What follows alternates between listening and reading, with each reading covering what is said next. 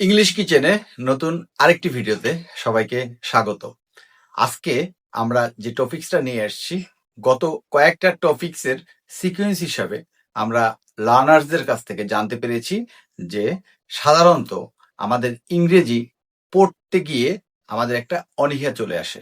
কারণ আমরা সঠিকভাবে বা প্রমিত উচ্চারণ এটা আমরা ইংলিশে করতে পারি না। যে কারণে কিছু কিছু লার্নার্স আছে যারা আলটিমেটলি পিছিয়ে পড়ে এবং তারা এটার প্রতি কোনো রকম মজা পায় না।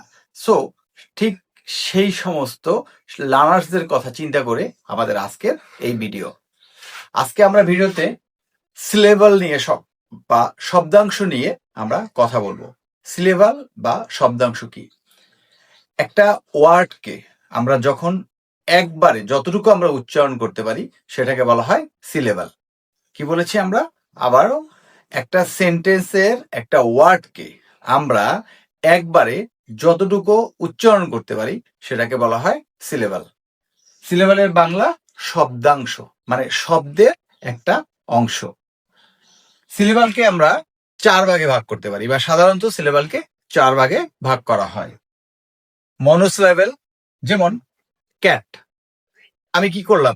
একবারে ক্যাট শব্দটা প্রনাউন্স করলাম, ক্যাট। র্যাট, একবারে আমি বলতে পারলাম। সেকেন্ড, ডাইসিলেবল। ডাইসিলেবল কি হবে? আমি 2 ভাগে ভাগ করে শব্দটাকে উচ্চারণ করব, like that. Mother, okay, MOTHER, আমি একবারে মাদার উচ্চারণ করব, মাদার, ওকে। ফাদার, ওকে, আমরা জানি যে আমরা লাস্টে যে আটটা থাকবে, আটটা প্রনাউন্সটা আমাদের উজ্জ্ব থাকবে, okay. Father, clear? Next, trisyllable, মানে 3টি অংশে ভাগ করে আমরা যে শব্দটাকে উচ্চারণ করব, লাইক দ্যাট। ইনস্ট্রাকশন, লার্নার্সরা যখন এই শব্দটা পড়বে, ইনস্ট্রাকশন, ওকে, নির্দেশনা। কনস্ট্রাকশন, আমি যদি একবারে পড়তে যাই তাহলে আমার জন্য কি হবে? এটা টাফ হবে পড়াটা, রাইট? তো সেক্ষেত্রে আমি কি করব?